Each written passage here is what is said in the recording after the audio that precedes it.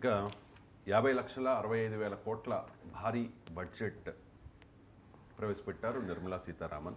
సహజంగా మనం చూస్తూ ఉంటాం కదా సార్, బడ్జెట్ ప్రవేశపెడుతున్న క్రమంలో స్టాక్ మార్కెట్స్ ఫాల్ డౌన్ అవుతూ ఉంటాయి కొన్ని సందర్భాల్లో, మరికొన్ని సందర్భాల్లో అప్ అవుతూ ఉంటాయి.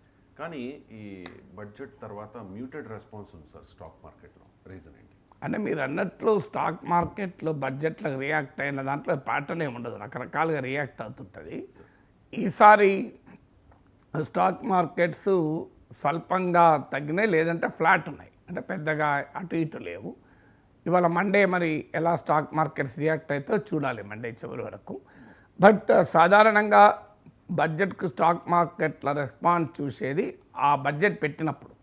బడ్జెట్ ఫైనాన్స్ మినిస్టర్ పార్లమెంటుకు వచ్చి బడ్జెట్ ప్రసంగం చదివేంత వరకు కూడా సూచీలు పెరుగుతూనే ఉన్నాయి. సెన్సెక్స్, నిఫ్టీ రెండు కూడా పాజిటివ్లో ఉన్నాయి.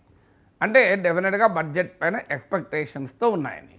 కానీ బడ్జెట్ వచ్చాక మాత్రం ఆ రకమైన ఎంతూజియాస్టిక్, అంటే థమ్స్అప్ అంటారు, భారీగా పెరుగుతాయి. ఇప్పుడు చిదంబరం 1997లో డ్రీమ్ బడ్జెట్ అంటారు, అనడితో భారీగా పెరిగిన స్టాక్ మార్కెట్లు ఇక ఎగిసి కెరటాల్లాగా ఎగిసినాయి.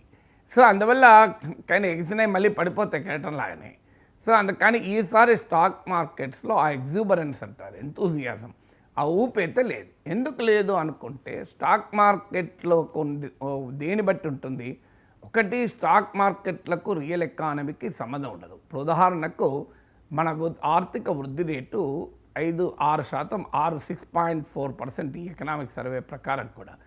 ఈ ఫైనాన్షియల్ ఇయర్లో ఇప్పటివరకు ఏప్రిల్ టు సెప్టెంబర్ మీకు జీడిపి గ్రోత్ రేట్ 6%. ఇది చాలా తక్కువ వాస్తవానికి. గ్లోబల్ గ్రోత్ రేట్ 3.3% ఉండొచ్చు, కానీ గ్లోబల్ గ్రోత్ రేట్తో మన దాన్ని పోల్చలేము. సో మనము 6% మాత్రమే ఉంది. రూపీ రికార్డులో లోయెస్ట్ లెవెల్కి ఉంది. మీకు ఎక్స్పోర్ట్స్ ఆశించిన స్థాయిలో పెరగడం లేదు, వాణిజ్య లోటు పెరుగుతోంది, కరెంట్ అకౌంట్ లోటు పెరుగుతోంది. సో ఈ పరిణామాలన్నీ మీకు ఎకానమీలో స్పష్టంగా కనబడుతున్నాయి. అలాంటప్పుడు స్టాక్ మార్కెట్ మాత్రం 160% పెరిగింది. ఈవెన్ చైనీస్ స్టాక్ మార్కెట్ మీకు ఇతర స్టాక్ మార్కెట్లతో పోలిస్తే హయ్యెస్ట్గా పెరిగింది. ఇంత అమెరికన్ స్టాక్ మార్కెట్ కూడా ఇంత పెరగలేదు. ప్రపంచంలో ఏ స్టాక్ మార్కెట్ పెరగనంతగా భారతీయ స్టాక్ మార్కెట్లు ఎగిసెగిసి పడ్డాయి ఇప్పటిదాకా. అంటే రియల్ ఎకానమీకి స్టాక్ మార్కెట్కు ఎలాంటి సంబంధము లేదు అనటానికి మీరు ఎకనామిక్ ఇండికేటర్స్ను స్టాక్ మార్కెట్ సూచీలు సెన్సెక్స్ను, నిఫ్టీని కంపేర్ చేసి చూస్తే ఆ లింక్ లేదని క్లియర్గా అర్థమవుతుంది. ఇక ఇప్పుడు ఎందుకు పెరగలేదు? వాస్తవంగా ఇందులో ఎల్ఐసి ఇన్సూరెన్స్ రంగంలో 100% విదేశీ పెట్టుబడులకు అనుమతించారు. అసెట్ మానిటైజేషన్ 2.0 అనుమతించారు. అసెట్ మానిటైజేషన్ అంటే ప్రభుత్వము క్రియేట్ చేసిన విలువైన ఆస్తుల్ని ప్రైవేట్ వారికి నిర్వహణకు లీజ్కి ఇవ్వడం. సో ఇది ఒక రకమైన బ్యాక్డోర్ ప్రైవేటైజేషన్. అయినా కూడా మీకు రిఫార్మ్స్ అంటే డిస్ఇన్వెస్ట్మెంట్ పెద్దగా లేదు, కానీ మీకు చాలా క్లియర్గా ప్రో రిఫార్మ్సే ఉన్నాయి. కార్పొరేట్ ఇన్కమ్ ట్యాక్స్ పెంచలేదు, పోనీ అది పెంచారంటే అయ్యో కంపెనీలకు నష్టం కనుక స్టాక్ మార్కెట్ అంటే అది పెంచలేదు. కార్పొరేట్ ఇన్కమ్ ట్యాక్స్ మీకు లాస్ట్ ఫైనాన్షియల్ ఇయర్లో 2024-25లో గ్రాస్ ట్యాక్స్ కలెక్షన్స్లో నా గుర్తున్నంతవరకు 25.4% కార్పొరేట్ ట్యాక్స్ ఉంటే ఇప్పుడు ఈ 2025-26లో ఇది 25.3% ఉంది. అంటే కార్పొరేట్ ట్యాక్స్లో ఎలాంటి పెరుగుదల లేదు. అందువల్ల ఇవాళ middle class income tax relief ఇచ్చాం కదా అని కార్పొరేట్ ట్యాక్స్ భారీగా పెంచి అక్కడి నుంచి వసూలు చేసింది ఏమీ లేదు స్టాక్ మార్కెట్కు కోపం తెప్పించడానికి. మరి అలాంటప్పుడు ఎందుకని మరి స్టాక్ మార్కెట్లు ఈ రకంగా మ్యూటెడ్ రెస్పాన్స్ ఉంది, ఎందుకంత ఆసక్తి చూపలేదు అంటే దానికి కారణం ఏంటి అంటే స్టాక్ మార్కెట్ల విలువ స్టాక్స్ పైన ఉంటుంది. ఈవెన్ ఇప్పుడు మీకు స్టాక్ మార్కెట్ డ్రైవ్ చేసేటువంటి స్పెక్యులేటివ్ ఫ్యాక్టర్స్ ఏంటివి అనేది మనకు అర్థం కావాలి.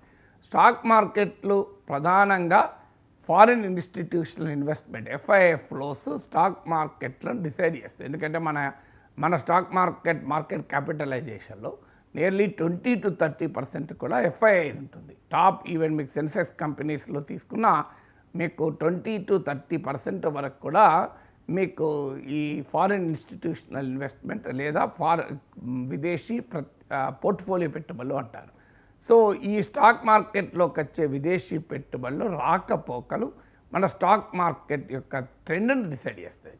ఇవాళ ఈ బడ్జెట్ వల్ల కొత్తగా ఫారిన్ పోర్ట్ఫోలియో ఇన్వెస్ట్మెంట్ భారీగా వచ్చేదేమీ లేదు, వాటికి నెగిటివ్ కూడా ఏం లేదు. ఇప్పుడు మీకు వాటిపైన ఏదో క్యాపిటల్ గెయిన్ ట్యాక్స్ను పెంచలేదు, కానీ క్యాపిటల్ గెయిన్ ట్యాక్స్ను తగ్గించలేదు, సెక్యూరిటీ ట్రాన్సాక్షన్ ట్యాక్స్ను తగ్గించలేదు. స్టాక్ మార్కెట్లో బాధ ఏంటంటే మా స్టాక్ మార్కెట్ లావాదేవీలకు సంబంధించిన దాంట్లో బడ్జెట్లో రిలీఫ్ ఏమీ లేదు. మిడిల్ క్లాస్కి రిలీఫ్ ఇచ్చారు, కానీ సెక్యూరిటీస్ ఇంకా ట్రాన్సాక్షన్ ట్యాక్స్ ఏం తగ్గలేదు. మీకు క్యాపిటల్ గెయిన్స్ ట్యాక్స్ అయితే క్లియర్గా ఫైనాన్స్ మినిస్టర్ చెప్పారు కూడా, ఈ income tax relief capital gains ట్యాక్స్కు వర్తించదు అని చెప్పారు క్లియర్గా. అంటే క్యాపిటల్ గెయిన్స్ ట్యాక్స్ అంటే అందులో దట్ ఇంక్లూడ్ స్టాక్ మార్కెట్ లాభాలు.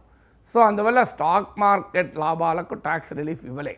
సెక్యూరిటీస్ ట్రాన్సాక్షన్ ట్యాక్స్ తగ్గించలేదు, అంటే షేర్ల కొనుగోలు అమ్మకాల మీద విధించేటువంటి ట్యాక్స్ తగ్గించలేదు.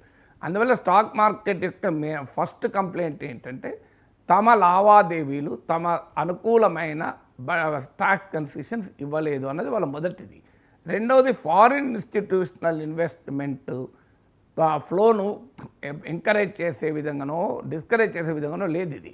ఎందుకంటే ఫారిన్ ఇన్స్టిట్యూషనల్ ఇన్వెస్ట్మెంట్ అనేది ఇప్పుడు అమెరికన్ ఎకానమీ పెరుగుతున్న కొద్దీ, అమెరికా ఫస్ట్ అనే ఆర్థిక విధానాన్ని అనుసరిస్తున్న కొద్దీ అమెరికన్ ఎకానమీలో ఉన్న ట్రెండ్స్ మనకు కొన్ని ఫారిన్ ఇన్స్టిట్యూషనల్ ఇన్వెస్ట్మెంట్ ప్రభావం చూపుతుంది. ఎందుకంటే ఈ ఫారిన్ ఇన్స్టిట్యూషనల్ ఇన్వెస్ట్మెంట్ యొక్క హోమ్ కంట్రీ అమెరికా కనుక.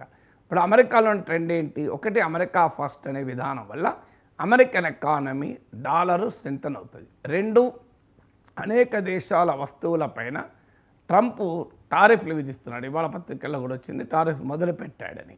టారిఫ్ విధించినప్పుడు ఏమవుతుంది అంటే అమెరికాలోకి ఇంపోర్ట్స్ కాస్ట్లీ అవుతాయి. ఇప్పుడు చైనా నుంచో మెక్సికో నుంచో కెనడా నుంచో ఒక వస్తువు అమెరికాకు పోతే ఆ భారతదేశం నుంచో అమెరికాలో ఉన్న వస్తువుల పైన అమెరికాలోకి వస్తున్న వస్తువులపైన పన్నులు విధించడం అంటే అమెరికాలో వస్తువుల ధరలు పెరుగుతాయి. వస్తువుల ధరలు పెరిగినప్పుడు ఏమవుతుంది? ఇన్ఫ్లేషన్ పెరుగుతుంది. ఇన్ఫ్లేషన్ పెరిగినప్పుడు బ్యాంక్ ఇంట్రెస్ట్ రేట్స్ను పెంచుతారు. ఎందుకంటే ఇది మానిటరీ థియరీ సిద్ధాంతం. మానిటరీ థియరీలు ఏంటంటే ఇన్ఫ్లేషన్ టార్గెటింగ్ అంటారు. అంటే ద్రవ్యోల్బణాన్ని కట్టడి చేసేందుకు ద్రవ్య ప్రవాహాన్ని నియంత్రిస్తామన్నది ఒక ద్రవ్య ఆర్థిక సిద్ధాంతం. అది మానిటరీ పాలసీ. మానిటరీ పాలసీలో అది రైటా రాంగ్ అనే డిబేట్లోకి నేను వెళ్ళడం లేదు, కానీ సహజంగా మానిటరీ పాలసీని మేనేజ్ చేసేటువంటి సెంట్రల్ బ్యాంకులు, ఇప్పుడు అక్కడ ఫెడరల్ రిజర్వ్ అంటాం, మన దగ్గర రిజర్వ్ బ్యాంక్ ఆఫ్ ఇండియా అంటాం. ఈ సెంట్రల్ బ్యాంకులు ఏం చేస్తాయంటే ముఖ్యంగా అమెరికాలో మానిటరీ పాలసీ అంటే బ్యాంక్ ఇంట్రెస్ట్ రేట్లు వీటిని ఎలా డిసైడ్ చేస్తారంటే ఇన్ఫ్లేషన్ ఒక ప్రధానమైన ఫ్యాక్టర్. ఇన్ఫ్లేషన్ అంటే ఏంటి? మనకు text book economics theory too much money chasing two little goods is called inflation. అంటే వస్తువులు సేవల కన్నా కూడా డబ్బు ప్రవాహం ఎక్కువ ఉంటే దాన్ని ఇన్ఫ్లేషన్ అంటారు. Too much money chasing two little goods and services. So ఇక్కడ ఎప్పుడైతే ఆ టూ మచ్ మనీని తగ్గిస్తే అంటే మనీ ఫ్లోను తగ్గిస్తే ఆటోమేటిక్గా ఇంట్రెస్ట్ నీకు ధరలు తగ్గుతాయన్నది మానిటరీ పాలసీ సిద్ధాంతం. సో అందువల్ల మనీ ఫ్లో ఎకానమీలో తగ్గాలి అంటే ఇంట్రెస్ట్ రేట్లు పెంచేస్తారు. ఇంట్రెస్ట్ రేట్ పెంచితే ఏమవుతుంది? బయట ఎకానమీలో ఉండాల్సిన మనీ కాస్త సకిన్ అవుతుంది. అంటే బ్యాంకులో డిపాజిట్ల రూపంలో, బాండ్ల రూపంలో, మరి గవర్నమెంట్ ట్రెజరీల రూపంలో మారిపోతాయి. ఎందుకంటే బెటర్ ఇంట్రెస్ట్ రేట్ వస్తుందని. సో అమెరికాలో ఇంట్రెస్ట్ రేట్స్ పెరగడం అనేది ఎఫ్ఐఐలు వెళ్ళిపోవడానికి కారణమవుతాయి. ఎందుకంటే ఎఫ్ఐఐలు విదేశీ పెట్టుబడులు, అవి సీతాకోక చిలుక పెట్టుబడులు అంటారు, బటర్ఫ్లై క్యాపిటల్. సో ఎక్కడ ఆకర్షణీయంగా ఉంటే అక్కడ వెళ్ళిపోతుంది. ఇండియన్ స్టాక్ మార్కెట్ల కన్నా అమెరికాలో బాండ్ల రూపంలోనూ, అమెరికాలో డిపాజిట్ల రూపంలో, ట్రెజరీల రూపంలోనూ ఉంటే, గవర్నమెంట్ ట్రెజరీ బిల్స్ రూపంలో ఉంటే ఎక్కువ లాభంగా వెనక్కి వెళ్ళిపోతాయి. అలాగే ప్రపంచంలో ఇప్పుడు ఎకనామిక్ సర్వేలో కూడా చెప్పారు, జియో పొలిటికల్ టెన్షన్స్ అలాగే ఉన్నాయి. జియో ఎకనామిక్ ఫ్రాగ్మెంటేషన్ అవుతుందండి. అంటే గ్లోబలైజేషన్, ప్రపంచమంతా కలిసిపోవడం కాకుండా ఎక్కడికక్కడికి ప్రపంచమంతా గ్రూపులుగా మారిపోతుంది. ఇప్పుడు ఒక ఉదాహరణకు రష్యా, చైనా ఒకటి, భారతదేశం అటు అమెరికా, ఇలా geo economic fragmentation, European union.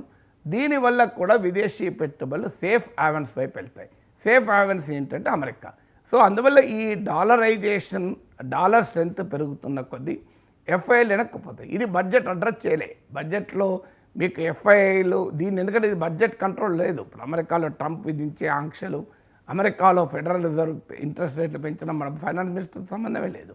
అందువల్ల స్టాక్ మార్కెట్లో ఎఫ్ఐఐ పెట్టుబడులు తిరిగిపోవడాన్ని ఆపేటువంటి విధానపరమైన చర్యలు ఏమీ పెద్దగా లేవు. ఎందుకంటే ఈ ఇయర్లోనే దాదాపు $2 బిలియన్ వెళ్ళిపోయాయి. పెద్ద ఎత్తున విదేశీ పెట్టుబడులు మన స్టాక్ మార్కెట్లో వదిలేసి వెళ్తున్నాయి. దీనికి కారణం మన స్టాక్ మార్కెట్ సమస్య కాదు, దీనికి కారణం అమెరికాలో వస్తున్న పరిణామాలు. తర్వాత ఎకనామిక్ గ్రోత్ పెంచేటువంటి చర్యలు సమృద్ధిగా లేవు గనక కూడా స్టాక్ మార్కెట్లో పాజిటివ్గా రియాక్ట్ కాలే. ఎకనామిక్ గ్రోత్ పెరిగితే ఆటోమేటిక్గా కంపెనీల లాభాలు పెరుగుతాయి, కంపెనీల లాభాలు పెరిగితే తమ షేర్లకు కూడా విలువ పెరుగుతుంది. మీరు గమనించండి, ఎకనామిక్ గ్రోత్ పెంచడానికి మిడిల్ క్లాస్ కన్జంప్షన్ పెంచేటువంటి ట్యాక్స్ రిలీఫ్ మినహా, ఆ 1,00,000 కోట్ల ట్యాక్స్ రిలీఫ్ మినహా ఏ సీరియస్ చర్యలు లేవు. ఇప్పుడు ఉదాహరణకు బడ్జెట్ సైజును మనం మాట్లాడుకున్నాం, 5 to 6% ఉంటుందని రఫ్గా నేను చెప్పాను ఆ రోజు. ఇవాళ అఫీషియల్ ఫిగర్ కూడా చూడండి, బడ్జెట్ సైజ్ 5% పెరిగింది. అంటే లాస్ట్ ఇయర్ బడ్జెట్తో పోలిస్తే ఈసారి బడ్జెట్ 5% ఎక్కువ. 5% అనేది ఇన్ఫ్లేషన్ ధరల పెరుగుదలను పరిగణలోకి తీసుకుంటే ఎక్కువనే కాదు అసలు. సో అది పెరగలేదు. అందువల్ల మీకు క్యాపిటల్ ఎక్స్పెండిచర్ పెరగలేదు. క్యాపిటల్ ఎక్స్పెండిచరు లాస్ట్ టైం 12% తగ్గింది. అంటే బడ్జెట్లో 15 లక్షల కోట్ల వరకు క్యాపిటల్ ఎక్స్పెండిచర్ ఖర్చు. క్యాపిటల్ ఎక్స్పెండిచర్ అంటే ఆస్తులు కల్పించేటువంటి ఖర్చు. అది మీకు ఉదాహరణకు హైవే వేస్తాం, ఓ పోర్ట్ కడతాం, ఓ విమానాశ్రయం కడతాం, ఒక గ్యాస్ పైప్ లైన్ కడతాం. ఇవన్నీ కూడా ఒక ఎలక్ట్రిసిటీ ఇన్ఫ్రాస్ట్రక్చర్ క్రియేట్ చేస్తాం. దీనంతా క్యాపిటల్ ఎక్స్పెండిచర్, మూలధన వ్యయం అంటారు. మూలధన వ్యయము కేంద్రం రాష్ట్రాలకు ఇచ్చి పెట్టించేది కలిపితే 15 లక్షల కోట్లు ఉంటుంది అని లాస్ట్ బడ్జెట్లో ప్రతిపాదించారు. కానీ అది యాక్చువల్గా 13 లక్షల కోట్లు ఉంది రివైజ్ ఎస్టిమేట్స్ ప్రకారం. అంటే 12% లెస్ ఉంది. ఇప్పుడు ఏం చేశారు, లాస్ట్ టైం బడ్జెట్ కన్నా ఒక 3% పెంచారు. లాస్ట్ టైం రివైజ్ ఎస్టిమేట్స్ కన్నా కూడా మోర్ దెన్ 10% పెరిగి ఉంటుంది. ఇది పెద్ద నెగ్లిజిబులే, ఎందుకంటే లాస్ట్ బడ్జెట్ కన్నా 3% పెరగడం అనేది ఎక్కువ కాదు. అంటే క్యాపిటల్ ఎక్స్పెండిచర్ పెరగలేదు. పోనీ కార్పొరేట్ ఇన్వెస్ట్మెంట్ పెరుగుతుందా, అది పెరగడం లేదు. మీరు కార్పొరేట్ ఇన్వెస్ట్మెంట్ పెరగక, ప్రభుత్వ వ్యయము పెరగక, ప్రభుత్వ మూలధన వ్యయము పెరగక, మీకు బడ్జెట్ సైజు పెరగకపోతే ఎకానమీ ఎలా పెరుగుతుంది? ఎకానమీ పెరగడానికి ఏకైక ఫ్యాక్టర్ ఇప్పుడు మధ్యతరగతి 1,00,000 కోట్ల కన్జంప్షన్. ఆ 1,00,000 కోట్లు కూడా మొత్తం కన్జంప్షన్గా మారి ఎకనామిక్ గ్రోత్కు ఇంపిటస్ ఇవ్వదు. ఎందుకంటే అందులో కొంత సేవింగ్స్గా మారుతుంది, కొంత ఇన్వెస్ట్మెంట్గా మారుతుంది, కొంత ఖర్చుగా మారుతుంది. ఖర్చు వరకు మాత్రం ఆర్థిక వృద్ధిని పెంచుతుంది. ఎంత పెంచుతుంది? ఈవెన్ పెంచిన మొత్తం 1,00,000 కోట్లు అనుకున్నా, టోటల్ ప్రైవేట్ కన్జంప్షన్ ఎకానమీలో 200 లక్షల కోట్లు.